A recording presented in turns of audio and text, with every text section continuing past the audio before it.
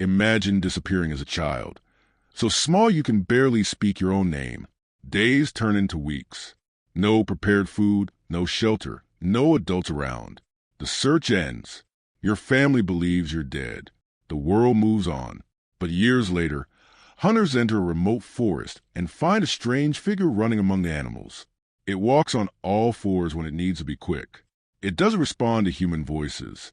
It growls, sniffs the air before eating, and shows more confidence in wolves than in people. The news spreads quickly. Newspapers call it a miracle. Others say it's a hoax. Scientists travel thousands of kilometers to discover a single answer. Is it really possible for a human being to survive for years practically without contact with civilization? And if this happened, what could this child reveal about human nature itself? The investigation that began that day would end up challenging decades of knowledge about child development, language behavior, and adaptation. Some conclusions surprise the world. Others remain controversial to this day. But one thing is certain. The story of the girl found living among animals remains one of the most fascinating cases ever studied by science because it forces us to confront an uncomfortable question: what truly makes us human? In this documentary, we will reconstruct this story from the child's disappearance to the intense scientific debate that followed, separating proven facts from the legends that have grown up around the case. Some parts of this story are extraordinary precisely because they are real. Others have been exaggerated over the years, and understanding this difference makes everything even more fascinating. Long before scientists and journalists heard of that girl, there was only a vast region covered by dense forests where small communities lived practically isolated from the rest of the country. These were places where the silence was broken only by the wind rustling through the trees, the bird song, and the constant sounds of wild animals. At that time, disappearing into the woods meant facing one of the most hostile environments a human being could imagine: predators, dangerous rivers, abrupt temperature changes, and the simple difficulty of finding food made the survival of any lost child for more than a few days improbable. That is precisely why, when a girl disappeared without a trace, almost no one believed she could still be alive. Search teams searched for days, followed footprints, scoured trails, and called the child's name repeatedly. No answer came from the forest. Gradually, hope faded. The community held ceremonies in her memory, and the family was forced to accept what seemed inevitable. However, the forest held secrets that no one fully understood. Years later, accounts began to emerge among hunters and local residents. Some claimed to have seen a small figure running among the bushes. Others swore that there was a child following a pack of wolves at a distance. The stories were treated as legends. After all, it seemed impossible to believe that a human being could live so long in such an environment. Even so, the reports continued to appear, always coming from different people who had never spoken to each other. Little by little, the rumors ceased to be just a local superstition and aroused the curiosity of explorers. No one imagined that, soon, a discovery would completely change the course of this story and give rise to one of the most intriguing scientific debates of the century. Rumors persisted for years. In villages near the forest, stories about a wild girl were told around campfires as mere local legends. Some said she ran as fast as deer. Others claimed she disappeared among the trees before anyone could even approach. Most people dismissed these accounts as figments of the imagination or misinterpreted encounters with animals. After all, the idea of a child surviving alone in that environment seemed to defy all logic. But one day, a group of hunters decided to follow unusual tracks found near a stream. They believed they were tracking a pack of wolves, but soon noticed something strange. Among the animal footprints were human marks, small, barefoot, and surprisingly old. The footprints appeared and disappeared as if whoever left them knew every inch of the forest. Intrigued, they continued advancing in silence. Shortly after, they witnessed a scene none of them would forget for the rest of their lives. In the distance, among tall bushes, an extremely thin girl crouched beside some animals. Her movements were quick, instinctive, and cautious. Before the men could even call to her, she raised her head as if she had sensed their presence by smell or the almost imperceptible sound of their footsteps. In a single instant, she stood up and ran towards a dense forest. Her speed impressed even hunters accustomed to pursuing wild animals. She dodged branches, fallen trunks, and rocks without hesitation, like someone who had known that environment forever. The men tried to follow her, but lost her trail a few minutes later. That sight, however, was enough to transform an old legend into a real investigation. In the following days, more people returned to the same place. This time, they prepared an organized search, convinced that a child really did live isolated in the forest. After several attempts, they managed to find her again. She showed no intention of approaching. On the contrary, she growled when someone closed the distance, kept her body hunched in a defensive posture, and observed every human movement with extreme distrust. To those present, this reaction was as surprising as her appearance. Her hair was completely tangled. Her skin marked by time spent outdoors, and her clothes, when they still existed, were just scraps of fabric, almost unrecognizable. But what was most striking was not her physical appearance. It was her behavior. She seemed to perfectly understand the natural environment around her, but reacted to humans like a frightened animal facing an unknown predator. At that moment, no one knew exactly who she was, how long she had lived there, or how she had managed to survive. The answers to these questions would mobilize doctors, psychologists, linguists, and anthropologists from different parts of the world, initiating one of the most controversial studies ever conducted on human development. The news spread quickly. What had begun as a hunter's report soon reached local authorities and, within days, sparked the interest of researchers. If that girl had truly spent years living isolated in the forest, her case could answer questions that science had debated for centuries. How much of human behavior is learned? How much is innate? Does language depend solely on the brain or also on social contact during childhood? For the first time, many believed they were facing a unique opportunity to investigate these questions. When the girl was finally taken to a safe place, the shock continued. She refused prepared food, approached food more by smell than by sight, and often ate extremely quickly, as if fearing to miss each meal. She slept in unusual positions, woke up several times during the night at the slightest noise, and seemed much calmer in open environments than inside buildings. Eye contact was rare. Instead of observing people's faces, she focused her attention on the movements of their hands and feet and the direction of sounds around her.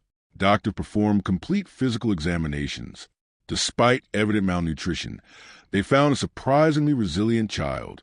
Her body had adapted to years of constant exertion, long walks, and exposure to temperature changes. Some marks indicated old scars, probably caused by falls, branches, stones, or minor animal attacks. What intrigued the experts most, however, was the almost complete absence of language. She did not respond to her own name, did not understand simple commands, and emitted only short sounds, different from human speech. Linguists immediately realized that this aspect would be crucial. For decades, researchers had debated the existence of a so-called critical period for language acquisition. The hypothesis stated that there is a window during childhood in which the brain learns languages with enormous ease, and that, after this period, developing a complete language becomes extremely difficult. If that girl had truly grown up without significant human contact, she could represent one of the most important pieces of evidence ever observed for this theory. At the same time, doubts arose. Some scientists questioned whether she had actually lived among animals or whether she suffered from some neurological condition prior to her disappearance. Others suspected that part of the story was being exaggerated by the press in search of sensational headlines. The debate began even before all the evidence had been analyzed. While photographers vied for space to record the girl's every move, researchers tried to separate fact from speculation. The world wanted to believe she had been raised by animals. Science, however, needed to answer a much more difficult question. What had really happened during all those years when no one knew where she was? As newspapers from different countries began publishing the story, a new difficulty arose. Each report added a different detail. Some claimed that the girl had been raised by wolves since early childhood. Others said that she hunted exactly like the animals. There were those who guaranteed that she had never uttered a single word in her entire life. In a few months, reality began to mix with popular imagination. Scientists realized that, before answering any important questions, they would need to reconstruct the facts with extreme care. They discovered that many of the published accounts had never been confirmed by direct witnesses. Some stories had been repeated so many times that they came to be treated as truths, even without any reliable documentation. This did not mean that the case ceased to be extraordinary. On the contrary, it only meant that the investigation needed to be even more rigorous.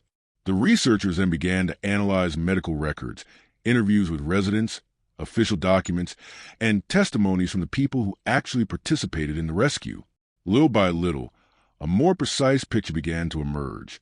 It became clear that the girl presented a profound delay in social and language development. It was also evident that she possessed unusual abilities to survive in natural environments. She quickly identified water sources, recognized animal sounds long before the adults around her, and seemed to have developed an extremely keen perception of any change in the environment. At the same time, several characteristics attributed to her by the press simply did not withstand scientific analysis. There was no proof that she had literally been raised by a wolf pack, nor was there evidence that she communicated with animals in the fantastic way described by some newspapers. Researchers then began to raise a more cautious hypothesis. Perhaps the child had survived alone for part of the time, taking advantage of behaviors observed in animals to find food and avoid dangers. Another possibility was that she had received occasional help from people who never officially presented themselves to the authorities. None of these hypotheses could be ruled out at that time. This uncertainty, far from diminishing the importance of the case, made the investigation even more fascinating. After all, understanding exactly what happened meant understanding how far a human being can adapt their body and mind when all the structures of society disappear. Each new discovery showed that the child's brain possesses an extraordinary capacity for survival, but it also revealed a painful limitation. Some skills, especially those related to language and human relationships, seemed extremely difficult to recover after many years of isolation. It was at this point that the case ceased to be merely a curiosity about a child lost in the forest. It became one of the greatest opportunities ever studied to understand how human coexistence shapes what we call civilization. After the initial examinations were completed, an even more difficult stage than the rescue began. For the first time in many years, that little girl would have to live in an environment completely different from the one to which her brain had adapted. For most people, a bed, a table, a door, or a simple cup are part of their routine from birth. For her, everything seemed strange. The professionals who began to monitor her quickly realized that any abrupt change caused anxiety. Common sound within a house, such as footsteps in a hallway, the closing of a door, or the clatter of utensils, triggered intense alert reactions. Her body seemed programmed to interpret any unexpected noise as a possible threat. Instead of remaining seated for long periods, she preferred to stay close to the floor or constantly walk around the environment, observing everything around her. When strangers tried to approach, her reaction was almost always to retreat immediately. On some occasions, she emitted guttural sounds or assumed a defensive posture similar to that observed in cornered animals. Psychologists avoided forcing any interaction. They knew that regaining her trust would be a slow process and that pressuring her could undo weeks of progress. The first goal wasn't to teach her words, but to create an environment where she felt safe. Small advances began to be celebrated as great achievements. Accepting food offered by another person, remaining in a room for a few minutes without trying to escape, or allowing someone to stay close without showing fear already represented important changes. Only after this initial phase did they begin attempts to introduce language. Educators pointed to simple objects while slowly repeating their names. They showed an apple, said, "Apple." They showed water, repeated water. The exercise was done dozens of times a day. For weeks, there seemed to be no result. Many even believed she would never develop verbal communication. But the human brain has an extraordinary capacity for adaptation. One day, faced with glass placed on the table, she reproduced a sound very similar to a word previously taught. It wasn't a perfect pronunciation, but it was enough to move the entire team.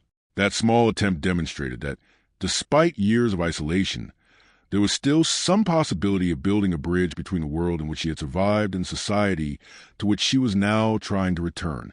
However, progress was extremely slow. While children of the same age learned dozens of words a week, she needed days or even weeks to understand a single concept. Each new learning required constant repetition, patience, and an effort that few could imagine. It was then that researchers began to realize something fundamental. The greatest challenge was not teaching vocabulary. It was reconstructing a completely new way of interpreting the world. Because words are not just for naming objects. They organize thoughts, emotions, memories, and social relationships. Without this structure, the very way of perceiving reality becomes different. The more the specialists advanced in this work, the more they realized they were facing one of the most extraordinary natural experiments ever observed on human development. And each small progress of the girl raised new questions about the limits of the mind of learning and of the brain's incredible capacity to adapt to the most extreme circumstances.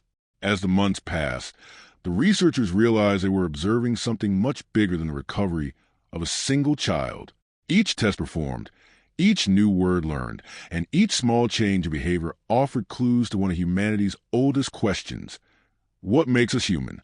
For centuries, philosophers have debated whether we are born with most of our capabilities or whether we are shaped primarily by the environment in which we grow up. Now, for the first time, there was a case that seemed to gather enough elements to put many of these theories to the test. Neurologists began comparing her development with that of children raised in typical family environments. The most striking difference appeared in language, even demonstrating practical intelligence in solving everyday problems. She found it extremely difficult to understand abstract concepts. Words like yesterday, tomorrow, promise, memory, or imagination seemed much harder to learn than the names of concrete objects. This was striking because it suggested that language is not just for communicating ideas. It also organizes how we think about time, emotions, and relationships. Another surprising aspect was her sensory perception. While adults often ignored small sounds in the environment, she reacted immediately to any distant noise. She could perceive almost imperceptible movements among trees, identify changes in wind direction, and locate animals just by listening to their footsteps. For scientists, this made sense. For years, her survival likely depended precisely on this ability. Her brain had reinforced everything that increased her chances of staying alive. In contrast, skills considered essential in modern society, such as interpreting facial expressions, maintaining long conversations, or understanding social norms, had received much less stimulation during her development. Psychologists also observed that she demonstrated difficulty in interpreting human intentions. When someone smiled, she didn't always understand it as a friendly gesture. When she received a gift, she often only examined the object without perceiving the emotional significance of the act. This led many experts to argue that empathy, trust, and cooperation depend not only on biology, but also on thousands of small experiences lived during childhood. Each hug, each conversation, and each daily interaction helps the brain build invisible maps of how human relationships work. Without this continuous learning, understanding the behavior of other people becomes an extremely complex task.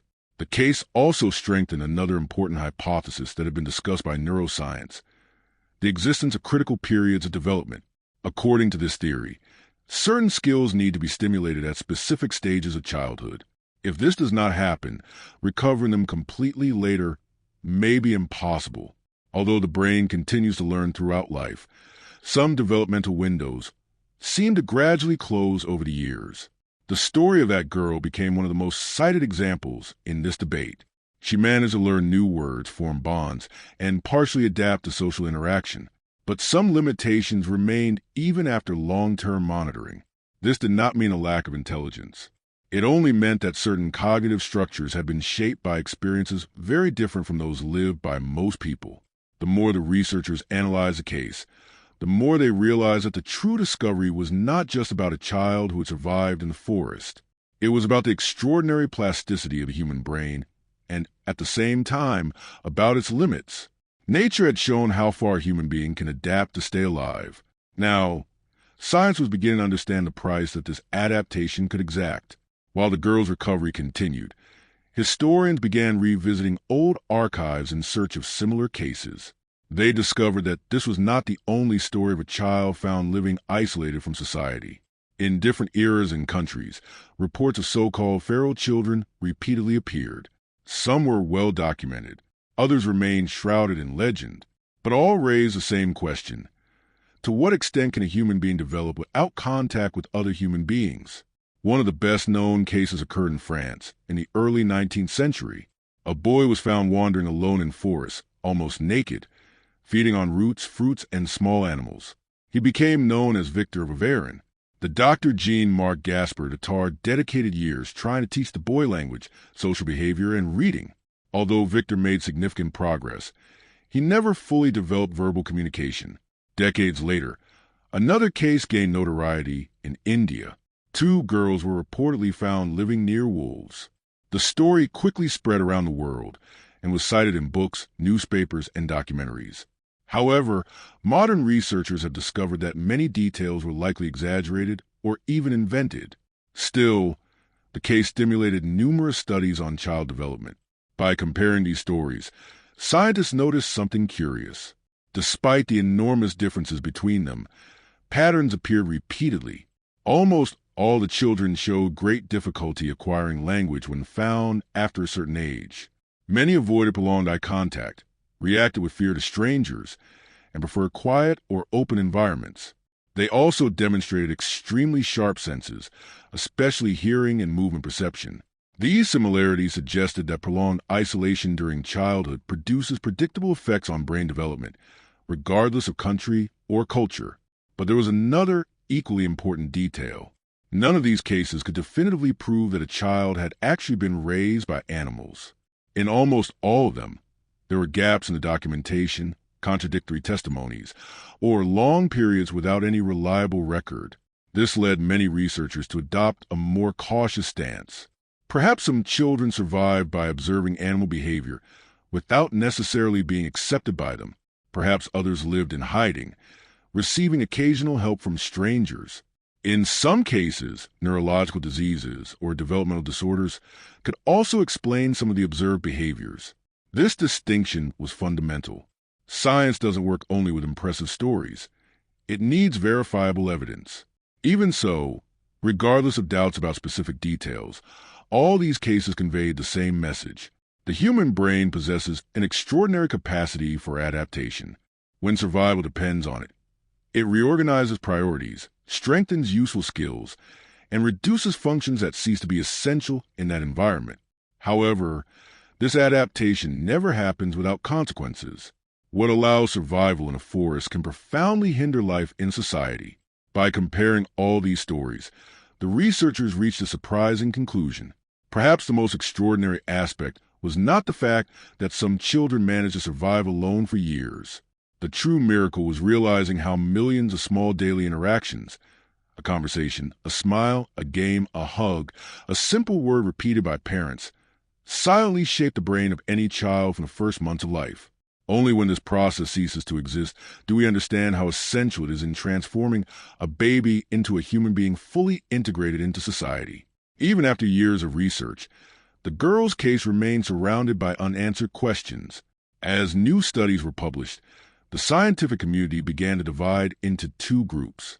On one side were those who believed she represented one of the most important pieces of evidence about the extreme effects of childhood isolation.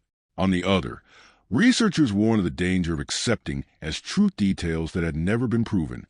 This division did not occur because anyone wished to diminish the importance of the story, but because science depends on solid evidence.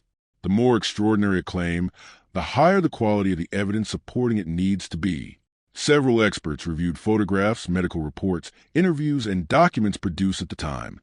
On many occasions, they realized that journalists had mixed real observations with dramatic interpretations. A simple cautious behavior came to be described as animal instinct. The habit of running barefoot became a superhuman ability. The difficulty in speaking was transformed into total inability to communicate. Thus, little by little, a version of the story emerged that was far more impressive than the one recorded by the professionals who actually worked with the girl. This didn't mean the case was false. It only meant that popular imagination had filled in gaps that the documents never managed to explain. Psychologists also raised another important possibility. Some children subjected to extreme abandonment, violence, or severe neglect may develop behaviors similar to those observed in many so-called feral child cases. In certain situations, emotional isolation produces consequences as profound as physical isolation. This led many researchers to broaden the discussion. Perhaps the real problem wasn't just growing up far from civilization, but growing up without stable human relationships during the first years of life. While this debate was taking place, new technologies began to offer tools that didn't exist when the case was originally studied. Modern neuroimaging exams have allowed for a better understanding of how early experiences influence brain organization. It has been discovered that regions responsible for language, emotion recognition, and social interaction go through extremely sensitive phases during childhood. When these circuits stop receiving adequate stimuli, the brain can still learn later, but it usually needs to find alternative pathways, less efficient than those developed naturally in the first years of life. Interestingly, these discoveries reinforce some of the observations made decades earlier by the doctors who followed the girl. They had perceived, through clinical observation alone, something that neuroscience can now visualize with much greater precision. Even so, no modern technology has been able to answer the question that still arouses the most curiosity. Did she really live being protected by wild animals? Or did she simply survive alone, learning to observe their behavior? The answer remains unknown. Perhaps there will never be enough documentation to definitively close the case. And perhaps it is precisely this mystery that keeps this story alive generation after generation. Not because it proves that human beings can be raised by wolves, but because it forces us to reflect on how little we still know about the incredible adaptability of the human mind. Instead of destroying the fascination with the case, this uncertainty has made it even more valuable. It reminds us that science does not exist to confirm legends, but to investigate reality with humility, even when that reality is less spectacular than we would like. And, paradoxically, the facts often end up being far more impressive than fiction itself. After years of observations, interviews, tests, and debates, many researchers concluded that perhaps they had been asking the wrong question from the start. For a long time, the world wanted to know if a girl had been raised by animals. But science began to see something much deeper. The real discovery wasn't the wolves, the forest, or the extraordinary circumstances of her survival. It was in human nature itself. That child demonstrated that no human being is born ready. Every word we learn, every gesture of affection we understand, and every social rule we follow are slowly built over the first years of life. A baby isn't born knowing how to smile to comfort someone, understand a joke, recognize irony, or imagine how another person is feeling. These skills emerge thanks to thousands of seemingly ordinary interactions. A mother responding to her child's cries, a father repeating a word dozens of times, siblings playing, teachers teaching, friends arguing. All these small experiences silently shape brain circuits that we hardly notice because they happen naturally. When this process is interrupted, as happened with that girl, the absence becomes visible. For the first time, scientists were able to observe how much our humanity depends on coexistence with other human beings. Another aspect drew enormous attention. Despite all the difficulties faced, she never completely stopped learning. Even after years of isolation, her brain continued to form new connections. The progress was slow, often frustrating, but it existed. This detail brought hope to professionals who work with children who are victims of abandonment, war, extreme neglect, and other traumatic situations. The case demonstrated that the human brain has an extraordinary capacity for adaptation. Perhaps it cannot recover everything that has been lost, but it rarely stops learning completely. This discovery influenced rehabilitation programs in several countries and helped transform the way psychologists, neurologists, and educators came to understand child development. At the same time, the story served as a powerful warning. The earlier a child receives stimulation, protection, and affection, the greater their opportunities to fully develop their abilities. Waiting years to provide this environment can mean facing much more difficult challenges in the future. Therefore, many experts affirm that the true legacy of this case is not related to curiosity about feral children. It's about the importance of childhood. Those early years, often considered just a growth phase, actually represent the most decisive period in the formation of the human brain. Today we know that playing, talking, telling stories, singing, looking into each other's eyes, and showing affection are not just affectionate gestures. They are biological experiences that literally help build the brain. Perhaps this is the greatest lesson left by the girl found living among animals. She showed us that surviving and living are different things. Surviving depends on the body. Living fully depends on the human relationships we build from the beginning of life. And this difference remains one of the most important discoveries that science has ever made about what it truly means to be human. Decades have passed since that girl emerged from a forest and entered history.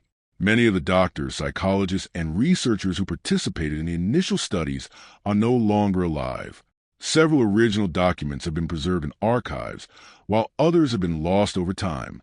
Even so, her case continues to be cited in universities, psychology textbooks, neuroscience courses, and research on child development. Not because it answered all the questions, but precisely because it revealed how many questions remain unanswered. Over the years, scientists have repeatedly returned to the records of that case using new methodologies. What was once interpreted merely as strange behavior has come to be analyzed in the light of modern neuroscience. Today, we understand much better how the brain modifies its connections in response to the environment. We know that experiences lived during childhood can strengthen or weaken certain neural networks, influencing skills that will accompany a person throughout their life. Many of the observations made by the first researchers proved surprisingly accurate. They perceived, simply by observing the girl's behavior, what decades later sophisticated examinations would help to explain in detail. At the same time, science also corrected misinterpretations. Some behaviors considered animalistic came to be understood as natural survival mechanisms developed by children subjected to extreme isolation. Other details that for years fueled books and documentaries ended up being classified as mere speculation without sufficient proof. This historical revision made the case even more important because it demonstrated how scientific knowledge constantly evolves. Good science is not afraid to revise its own conclusions when new evidence emerges. Another significant legacy was the impact on public policies aimed at children. Research inspired by cases like this helped governments and international organizations understand the importance of early intervention in situations of abandonment, neglect, and social isolation. Today, there is a consensus among experts that the first years of life represent a critical phase for emotional, cognitive, and linguistic development. The earlier a child receives protection, stimulation, and healthy interaction, the greater their chances of building a balanced life. This understanding has influenced adoption programs, institutional care, early childhood education, and psychological services in various countries. In a way, the girl who once lived in isolation ended up contributing to improving the lives of thousands of other children she would never have met. Perhaps this is the most extraordinary aspect of this whole story. She didn't just change one person's destiny. She changed how humanity came to understand human development itself. Even today, when students begin courses in psychology, linguistics, or neuroscience, they frequently encounter similar cases to reflect on the influence of childhood on the formation of the mind. Although many specific details continue to be debated, the main lesson remains solid. The human brain is incredibly adaptable.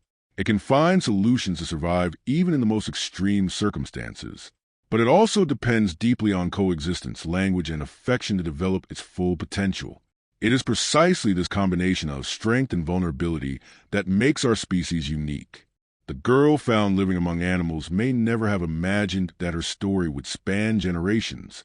However, her case continues to remind scientists and ordinary people that what we call humanity is not born ready-made. It is built day after day in the small connections we establish with those who live around us. Of all the questions raised by that case, none arouse as much interest as the following. What happens to a child who spends the first years of life without learning a language? For most people, speaking is so natural that we rarely think about how this skill is built. A baby is born without knowing any words. Little by little, listening to the parents' voices, it begins to recognize sounds, then syllables, isolated words, and finally complete sentences. This process seems simple, but it represents one of the most complex transformations carried out by the human brain. The girl found in the forest offered researchers a rare opportunity to observe what happens when this stage does not occur as expected. They soon realized that she could understand concrete actions much better than abstract ideas. If someone pointed to a container of water, she quickly understood the usefulness of that object. But explaining concepts such as friendship, past, future, guilt, or hope seemed practically impossible. This happened because these concepts depend on linguistic structures that normally begin to be built very early in childhood. Linguists began to carefully study each small advance.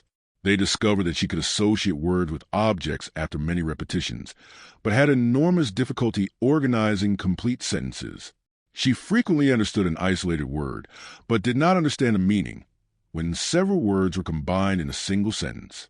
This behavior reinforced a hypothesis that had been debated for decades. Learning a language does not only mean memorizing vocabulary, it means developing a new way of organizing thought. Meanwhile, neurologists observed another fascinating characteristic. Whenever she needed to solve a practical problem, such as finding food, opening a container, or avoiding obstacles, she demonstrated surprising creativity.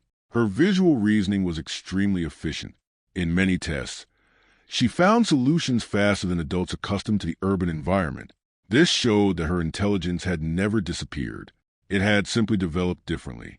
Instead of dedicating a large part of her brain to verbal communication, her body had strengthened abilities related to observation, spatial orientation, and survival. For many researchers, this was one of the most important results of the entire study. For a long time, it was believed that children found in similar conditions had severe intellectual disabilities. The case of that girl helped to show that this conclusion could be premature. She didn't necessarily possess less intelligence. Her intelligence was shaped by challenges completely different from those faced by most people. This distinction changed how professionals began to assess children who were victims of extreme neglect. Instead of measuring only what they couldn't yet do, they also began to observe skills they had developed to survive. Another discovery drew attention. Even after beginning to learn language, certain emotional expressions remained difficult to interpret. She recognized joy when someone smiled broadly, but confused sadness, worry, and disappointment. She also took a long time to understand social rules that other children learn almost imperceptibly, such as waiting their turn to speak, sharing objects, or interpreting subtle gestures.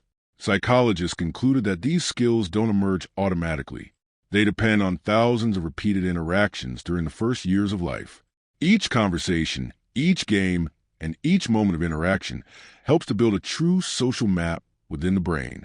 When this process is interrupted, rebuilding it becomes a long and extremely complex task. Even so, there was something profoundly inspiring in her journey. Despite all the limitations, she never stopped evolving. Each new word learned, each gesture of trust, and each small demonstration of affection showed that the human brain continues to seek ways to learn as long as the opportunity exists. Perhaps this was one of the greatest lessons left by her story.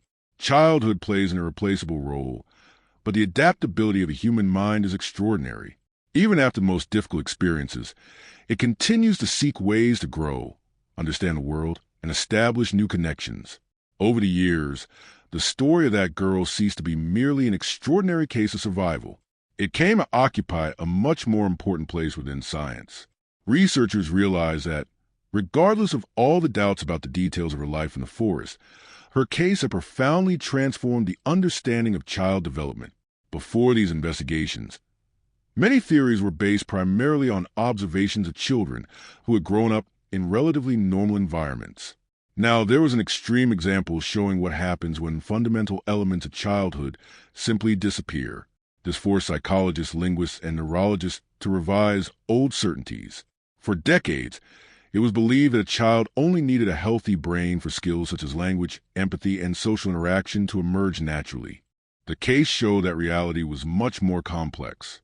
The brain needs constant stimulation to develop these abilities. It functions as a structure in permanent construction. Each experience adds a small piece. When thousands of these experiences cease to occur, development follows a different path. This knowledge directly influenced how hospitals, schools, and foster care institutions began to care for children who were victims of abandonment. Doctors began to argue that recovering only physical health was not enough. It was also necessary to rebuild the emotional environment. Talking, playing, stimulating curiosity, encouraging emotional bonds, and offering security ceased to be seen merely as educational actions.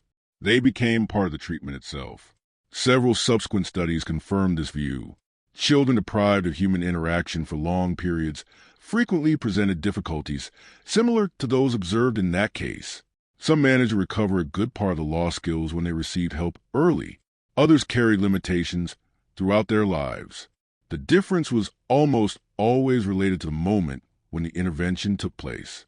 The earlier the rehabilitation process began, the greater the possibilities for development.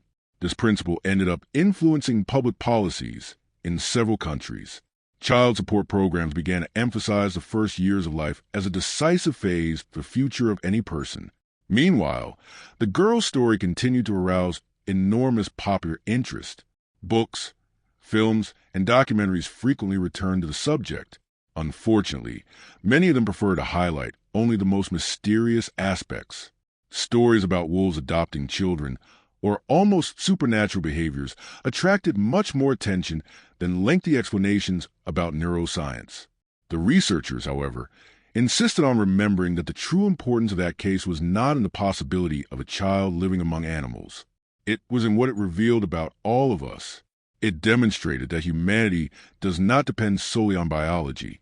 It also depends on the relationships we build from the first days of life. It is through these relationships that we learn to trust, cooperate, understand emotions, interpret words, and imagine the future. Without them, the brain finds other ways to survive, but pays a high price for this adaptation. Perhaps that is precisely why this case continues to be studied so many years later. It is not just about a girl lost in a forest. It is about every child born into the world. It shows that every conversation, every bedtime story, every hug, and every gesture of care silently participate in the construction of a human mind. These are experiences so common that they almost go unnoticed, but when they disappear, we understand how essential they always were. The girl found living among animals made visible what normally remains invisible, the extraordinary power that human interaction exerts on the brain from the earliest years of life. It was this discovery, much more than any legend, that truly shocked scientists. Even with all the advances in neuroscience, psychology, and anthropology, one question remains unanswered. What really happened during the years that girl remained missing? This question accompanies virtually all studies on feral children. In almost no case are researchers able to reconstruct every stage of the story. There are always periods without records, contradictory witnesses, or events impossible to verify decades later. In the case of that girl, the situation was no different. There was clear evidence that she went through a long period of isolation and that this isolation profoundly affected her development. But exactly how she managed to survive remains a matter of debate.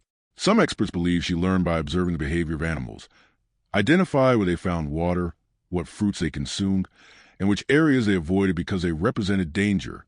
Others argue that she probably received occasional help from local residents who, for various reasons, never officially reported this assistance. This hypothesis would explain how she managed to survive for so long in an extremely hostile environment. There are also researchers who suggest a combination of both factors. According to this interpretation, the girl would have spent much of her time alone, but would eventually encounter people who left food or offered some kind of protection without establishing continuous contact. Although this possibility has never been proven, it demonstrates how reality can be much more complex than the simplified versions presented in newspaper headlines. While these hypotheses were being discussed, another aspect began to attract the attention of scientists. Most people imagined that surviving in the forest depended only on physical strength. However, modern studies show that knowledge of the environment is often much more important than strength. Knowing which plants are poisonous, where to find drinking water, how to identify changes in weather, and how to recognize animal tracks can mean the difference between life and death. If the girl really spent years in that environment, it is likely that she developed this knowledge through constant observation and trial and error. Each day represented a new lesson on how to stay alive. This adaptation explains why she seemed so comfortable in nature and at the same time so insecure inside human constructions. For her, the forest had ceased to be a threatening place. It had become her familiar environment. Houses, streets, and cities were, in fact, the true unknown territory. Psychologists claim that this phenomenon reveals something important about the human brain. Safety doesn't depend solely on where we are, but on what we have learned to consider predictable. A person raised in a large city might feel fear spending a night alone in the forest. Someone who grew up in that environment might experience the exact opposite upon entering a metropolis full of sounds, lights, and crowds. The brain always seeks what it knows best. Perhaps that's why the girl's adaptation to life in society was so slow. She didn't just need to learn new words or new habits. She needed to completely rebuild her perception of safety, trust, and belonging. It was as if she had to relearn, step by step, the meaning of living among other people. The more researchers reflected on this transformation, the more they realized that most human development happens invisibly. We don't remember the moment we learned to interpret a smile, understand a joke, or recognize that someone is sad just by their facial expression. But all these skills were slowly built up during childhood. The girl revealed this truth in a dramatic way. Her story showed that what seems natural is, in reality, the result of thousands of experiences accumulated throughout the first years of life. Perhaps we will never know exactly how she managed to survive in the forest, but what she taught us about the importance of human coexistence remains among the most valuable discoveries ever produced by science. After so many years of study, thousands of published pages, and countless debates among experts, a conclusion began to emerge almost unanimously. The greatest discovery of that case was never proving whether a girl had been raised by animals.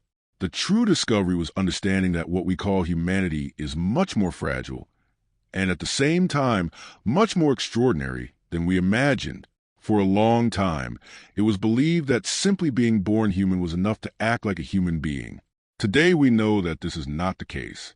We are born with enormous biological potential, but transforming that potential into language, empathy, cooperation, creativity, and culture depends on experiences lived during the first years of life.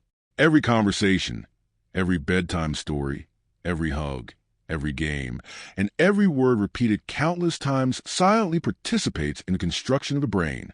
None of these experiences seem extraordinary when they happen. But just imagine a childhood without them to understand how essential they are. That is exactly what made that case so important.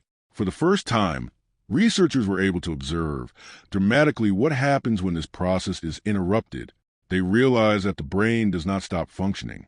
On the contrary, he continues learning, adapting, and seeking solutions to survive. He simply develops skills different from those normally valued by society. The girl demonstrated an impressive ability to observe her environment, locate food sources, identify small sounds, and react quickly to danger. These skills were extraordinary within the forest. However, upon returning to human society, it became clear that surviving and participating in a society required completely different abilities. You needed to understand emotions, interpret facial expressions, respect invisible rules, trust other people, and use language to share thoughts. These skills do not appear spontaneously. They are built slowly through coexistence. Perhaps that is why this case continues to arouse so much interest to this day. It forces each of us to reflect on aspects of life that normally go unnoticed. How many times do we learn something important just by observing another person? How many words do we hear before we are even able to pronounce them? How many attitudes do we copy from our parents, teachers, or friends without even realizing it? The answer is probably impossible to calculate. Our brains spend our entire childhood absorbing invisible information, organizing emotions, forming memories, and building what we will later call personality. Scientists also discovered something profoundly optimistic. Even after years of isolation, the girl never completely stopped learning. Each small advance demonstrated that brain plasticity was still present. She might never recover all the opportunities lost during childhood, but her brain insisted on building new pathways. This discovery brought hope to thousands of professionals who work with children who are victims of abandonment, violence, war, and neglect. It showed that human development can be profoundly affected by early experiences, but also revealed that the mind's capacity for adaptation is much greater than imagined decades ago. Today, whenever researchers study the impact of the environment on the child's brain, cases like this are discussed again, not to fuel legends about children raised by animals, but to remember that our species has become extraordinary thanks to cooperation. No human being learns alone. Each generation transmits knowledge to the next. Each family teaches habits. Every community shares culture. It is precisely this invisible current of learning that has allowed humanity to build cities, develop science, create works of art, and explore space. The girl found living among animals ended up revealing something much greater than her own story. She showed that civilization is not just a collection of buildings, roads, or technologies. True civilization happens within the human mind, slowly built by millions of small interactions that begin on first day of life and continue throughout existence. Perhaps this is why her story continues to move so many people, because deep down it reminds us of something we often forget. No one becomes human alone. In concluding this story, it might be tempting to seek a single definitive answer. After all, everyone would like to know exactly how long that girl stayed in the forest, how she found food every day, and whether she truly interacted with wild animals, as so many reports suggested. However, the truth is that we will probably never have these answers with absolute certainty. Part of what happened has been lost forever. Nature doesn't record testimonies. The forest doesn't write diaries. And a child who spent years without language would hardly be able to reconstruct every detail of her own journey. But, curiously, this absence of answers does not diminish the importance of the case. On the contrary, it reminds us that science is not built solely on certainties. Many of humanity's greatest discoveries were born precisely from questions that remained open for decades. The story of that girl forced researchers to abandon simple explanations and investigate something much deeper. How is human consciousness born? How do we learn to speak? How do we develop empathy? At what point do we stop acting solely on instinct and begin to build culture, memory, and identity? None of these questions belong only to laboratories. They concern us all. Everyone who watches this documentary has already gone to the same early years of life, surrounded by voices, faces, stories, and gestures of care that silently shape their brains. Most will never remember the first word they heard or the first smile they understood. Yet, these experiences help form who we are today. Perhaps that's why the case of that little girl continues to evoke so much emotion. It reveals, by contrast, everything we normally consider commonplace. A hug ceases to be just a hug. A conversation ceases to be just a conversation. A bedtime story ceases to be just a familiar habit. Each of these small experiences participates in the construction of the human mind in ways we have only begun to understand in recent decades. The forest taught that child how to survive, but it was living with other people that, slowly, began to teach her how to live in society. This contrast summarizes one of the greatest lessons left by her story. Survival is an extraordinary achievement. However, what truly differentiates our species is not just the ability to remain alive in the face of difficulties. It is a capacity to learn from one another, to transmit knowledge between generations, and to build relationships that no other animal has developed in the same way. Perhaps this is exactly what we call civilization. Not just cities, roads, or technologies, but millions of invisible connections between people who share experiences throughout life. It is this invisible heritage that transforms a newborn into an adult capable of creating science, art, philosophy, and compassion. Today, decades later, that girl's name still appears in books, universities, and documentaries. Some continue to debate which parts of the story are entirely true and which have likely been amplified by popular imagination. This debate will continue, and that is part of the scientific process itself. What will hardly change is the legacy left by her case. It continues to remind researchers and ordinary people that the human brain is one of the most adaptable structures known to nature, but also one of the most dependent on human contact during the first years of life.